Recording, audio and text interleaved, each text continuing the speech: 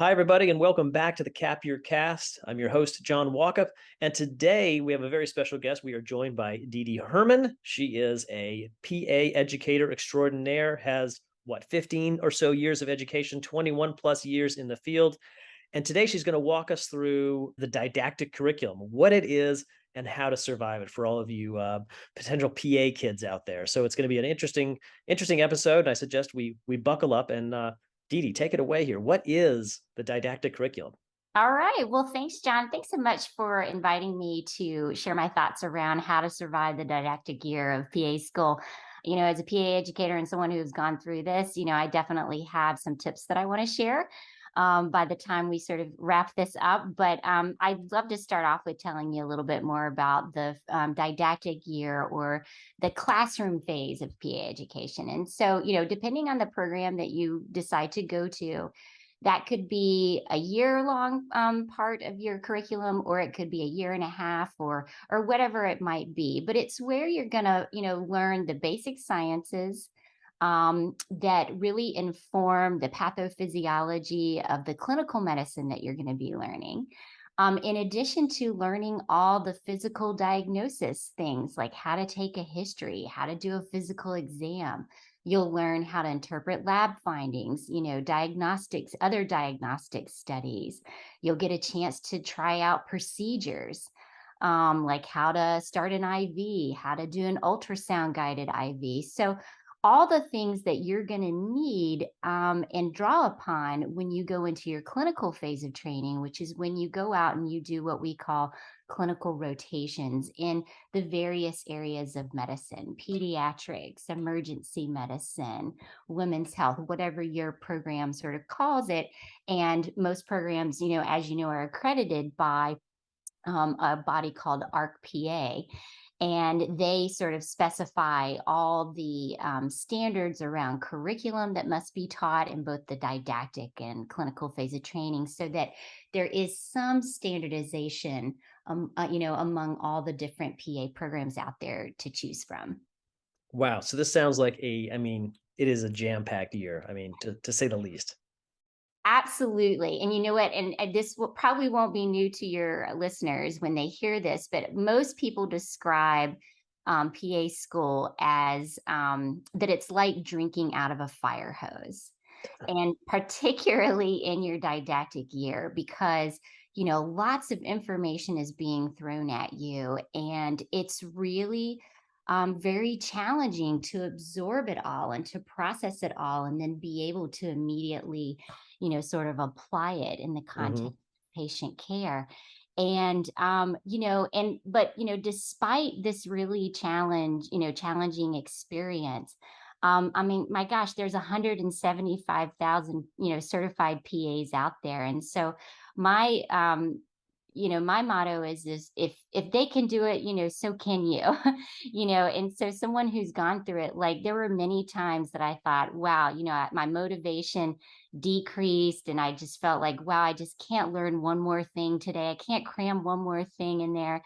But you remember the big picture and what your why for even pursuing this, and the why around being able to take care of patients as a physician assistant and to work with a team of other healthcare providers to provide, really high quality patient care. And so, all that comes back to you. And the other thing that I would say universally PAs will say about PA school is that it sort of sets the benchmark for the rest of your life and career. And so I find myself saying in multiple circumstances, like, whatever challenge I'm facing, whether it's, when I went back or was thinking about going back to get my doctorate, or, even just challenges I face as a parent, I normally can say to myself, wow, if I survived PA school, I can certainly survive this. Interesting. And yeah, and that's what a lot of people will say, and I'm not alone in that. And then the other thing I would say is, despite, this challenge and how hard PA school actually is, um, if you ask PAs, often they'll say, I wouldn't change a thing. I wouldn't have done anything differently. And I'm actually go a little bit further and sort of that crazy person that if given the chance to do it all over again, to go back to PA school, I would do it. So, but I'm sort of a rare. That's rare. Not a lot of people would volunteer to do that, but I happen to sort of love the educational process, which probably is why I am a PA educator. So Right. Yeah. I think most people, if they were asked if they have the chance to go back and do, say, organic chemistry again, most people would simply I say no. And know. I think it's that's the general answer for most of the harder yet very rewarding programs such as PA school. Yeah. So that's a great overview of sort of what that year is. And now I understand you're going to share with us some tips on how to survive it. So without further ado, Didi, what are the tips? How do you survive that first year of All right. Well, I school? have five. And so I hope that's easy for folks to remember. And I want to give you a little detail about each one, but I'll just summarize them quickly by saying the first tip is to really know your learning preference and then to use this knowledge to develop your study strategy in PA school. So I'll give you some more details about that. The second tip is to beware of the forgetting curve. And so I'll share that. And then to take a team approach. The fourth tip is to manage your time wisely. And the fifth tip is to remain resilient. So I think we'll just take them one by one if that's okay. Let's do it. All right, great. Okay, so to know your learning preferences. So it's really important to give some thought to the ways in which you know that you take in information, the ways in which you know that you store information, retrieve it, and then also express information. And so for most folks, they sort of consider this your learning preference or learning style. And so the way to sort of figure that out for yourself is to think back to other structured educational programs that you've been in and how you've learned, what you already know. Was it that were you one of those folks who was sort of like a read write person where you had to write out something in order to process it and to observe it and to learn it and to retain it and then be able to retrieve it? Or were you somebody who had to talk it out, talk it out loud, you're more auditory? Or are you someone who has to act it out, like physically move it out because maybe you're more of a kinetic Mhm. learner? What we find is that most students in PA programs have a mixture of learning preferences or styles. And so you have to draw upon that when you're deciding how you're going to study and how you're going to organize your materials to help maximize the retention and retrieval of that information. And so one other tool that I would say, so let's say by some chance you have no idea what your learning style is. Maybe you're just really, really smart and you made it through undergrad without having a particular approach or even knowing what your learning preferences are. Then there's a tool out there called the VARC. And at the program where I teach at, we have the students take the VARC at orientation. And the way you get to that, it's www.vark, Mhm. learn.com. And I Great. can provide that information so you can include it in the notes. Thank you. But it's great. It'll give you a sense of what your learning preferences are, but it also will give you some guidance on, well, what does this mean for the way that you should organize your materials and study what you're, and how to study. And so I think that's a really, really first important tip for surviving the didactic year. That's great. I mean, that was one of my questions actually. Is I mean, there are many types of learning, and myself, speaking for myself, I was very much of a kinetic learner, and I'm curious, in that classroom setting, sometimes it's very difficult to sort of, act it out and sort of learn by doing, especially when it's coming from a lecture and you're learning stuff that's completely new and foreign. Yeah, absolutely. Yeah, I actually have a kinetic component to my learning preference. And so what I found myself like, especially when I was taking an anatomy exam, I found myself sort of moving my joints and sort of trying to visualize inside, what was going on. And so there are many ways to exercise that kinetic learning preference in PA school. You just have to be careful and make sure you have the appropriate amount of space. Right. I Well, guess. yes, that's true. Okay, now on to number two, please. All right. So this is beware. The second tip is to beware of the forgetting curve. All right. So there is some literature out there, and this is another thing that we share in our orientation for our PA students who are coming in, is that there's this concept of like, you've learned a lot of material and let's say you learned 100% of that material, If you don't try to recall or review that material, by the second day, you've lost 50% of that. Okay.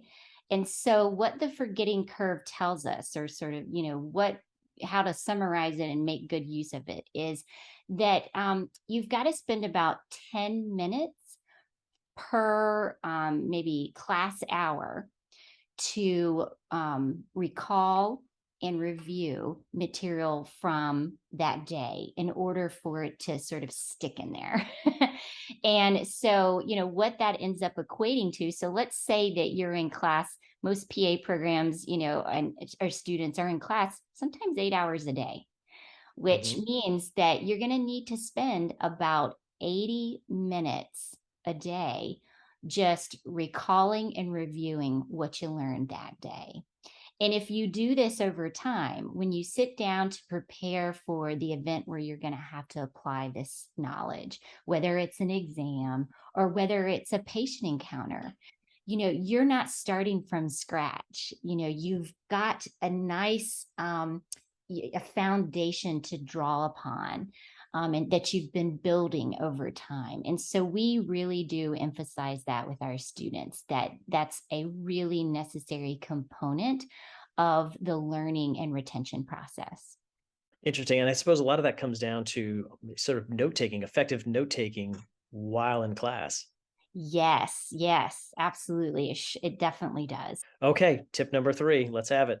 All right. So take a team approach. So this has to do with, I think that, in your prior educational studies, you've all seen like when they report exam scores, and you sort of see the exam scores sort of like a bell curve where you've got some people who, the average amount of students have hit the average, but then you've got some people who have exceeded the average, and you've got some people that have not even come, who are not close to the average, right? They're on the negative end of the spectrum of the bell curve. Right. Um, and what studies have shown is in PA school in particular, where the competition for grades and where you rank in the class really ends, because you're going to benefit from working together to raise that average and to really allow everyone to achieve, on that more positive end of the bell curve. You see what I'm saying? Yep. And the other piece to that is in thinking about, well, if I'm taking a team approach, who should be on my team, right? So it's got to be people who learn a little differently than you, who think a little differently than you, that probably have, a very different clinical background coming into PA school, and then, a different cultural background even. And so, when you think about coming together with a study group, or your tribe that you're going to, Hmm. eventually identify with in PA school, you want it to be a very diverse group so that you can maximize the learning um, within your group and really achieve, extraordinary results, on any sort of learning outcome that can be, anything that you can measure from a learning outcome standpoint. Right. You want to match other folks' strengths to your weaknesses, essentially, and sort of bridge any gaps you might have. And That's let me exactly. ask, is that as simple as saying, is asking somebody, hey, how do you learn? I learn like this.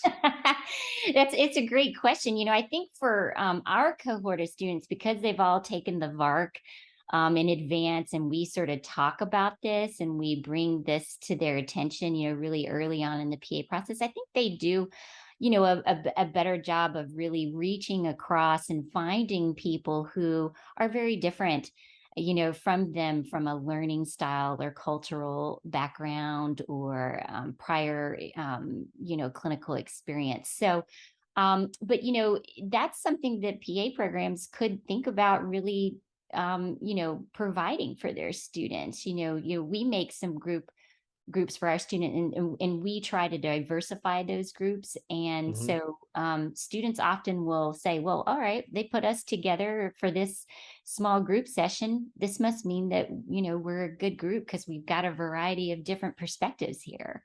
And so maybe that's something that students can do on their own, or they could advocate for within their PA program. Great. I love it. We're seeing some synergy now between these tips. It's fantastic. All right, Didi, on to tip number 4, please. All right. So this is all about managing your time wisely. So one of the things that I know that personally helped me was to think a little differently about the time that I have. And so I sort of think about it this way, that there's 168 hours within a week, right? And that each one of these hours is a tile that can be moved around, right? And so, but the first thing that you have to do with managing your time wisely is to automatically put in the really important stuff. So that's what, how many hours you need to sleep, time to make nutritious meals for yourself or to find nutritious meals for yourself, whatever you decide to do in PA school, time for exercise and relaxation, time with to recharge your batteries with your people who really are positive influences in your life, your support system, all of that. And so, time to interact and be social and have some balance in your life with family and friends. And then, once you've put in those really important items, then you see what you have left. And then you also have to sort of look at, okay, well, what does my class schedule look like, right? You got to plug that in. And then you start to really get a sense of, all right, well, what time do I really have left over? And you'll be amazed at actually how much time is left over, especially if you don't sort of spend it, going down a social media rabbit hole or a Netflix, streaming event or something like that, that you have to just think very intentionally about the time that you do have. And I'm not saying you can't build in, a social media rabbit hole or a Netflix streaming time, but you've got to use your time wisely and sort of, and another way to do that is also sort of look ahead at what's coming. PA programs are really great at giving you like a calendar that shows when you're Hmm. going to have exams, what days you're going to be in class for 8 hours versus what days you're going to be in class, for 4. And you just can play around with those tiles and your time and make it work for you in your particular, situation. And then the other thing I would say that's a good use of your time is to make sure that you prepare for the sessions ahead of time. So, like for instance, if you take a look at the posted slides or notes or skim the readings that are assigned the day before, you're going into a class session is really helpful because what it does is it gives you some familiarity with like the terms that are going to be used or the Hmm. concepts that are going to be taught. And so you're getting this sort of 30,000-foot view of the topic, sort of this big picture. And then in the class, it just helps you, get more of the details that you can hang on that sort of bigger picture. You know what I mean? And you can process the information a little bit better because you're not constantly trying to catch up or questioning now what I don't even know what that means. So you've given yourself a leg up in the processing process by just becoming familiar with whatever is going to be covered in that class session by doing a little prep work. That's great. This is fantastic because, part of the CapYear Academy that we offer, one of the units is we talk about stress and overwhelm and how that can really, wear you down. And a lot of it comes down to a lot of things in the clinical setting happen at the exact same time. And that just sends our brains haywire. And it kind of freaks people out. And it sounds like that happens a lot in PA school too. However, if you've structured your time appropriately and you do have that downtime, you'll be kind of able to mitigate that. And my question for you, Didi, is how well do PA schools sort of understand the pressures that the students are under, and what kind of resources do they offer to help you cope? Very well. I would say very well, because remember, you can't be a PA educator without being a PA or, a physician or a clinician of some sort, right? So everybody's been there, done that. They, definitely understand it from a very personal experience with it. And so that's great. I'm so glad that you asked about resources at PA programs. Oftentimes you're assigned to a faculty advisor who can help you, sort of think about what's working well for you, what's, not working well for you, almost sort of like a personal coach of some sort Hmm. who can sort of help you ask the important questions of yourself, about, well, what is working well? What's not? What does that mean? What's going to be my action plan? What could I maybe try that might work a little bit better? So most PA programs have some mechanism in place around advisement for students. But in addition to that, you have each other, Hmm. and you can talk to your fellow students, your peers, about what they're doing, how they're approaching things. That's always a really great resource and an eye-opening experience, because again, we're all going to approach this from different perspectives based on our prior experience and then our own learning styles and preferences. And so, someone may give you an idea, tell you something that they're doing, and you're like, wow, I would have never thought about that. I'm so glad I asked that question.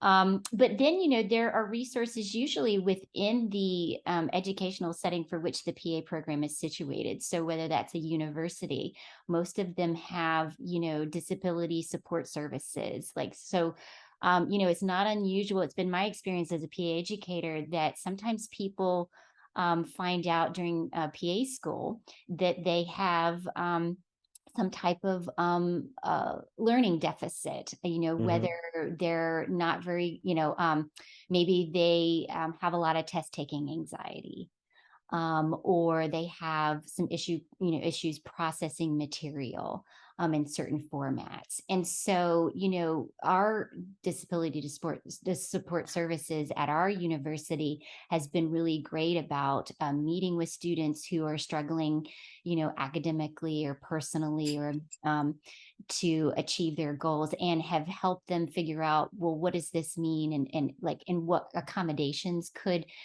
help to really equalize that student's experience, and to maximize their success.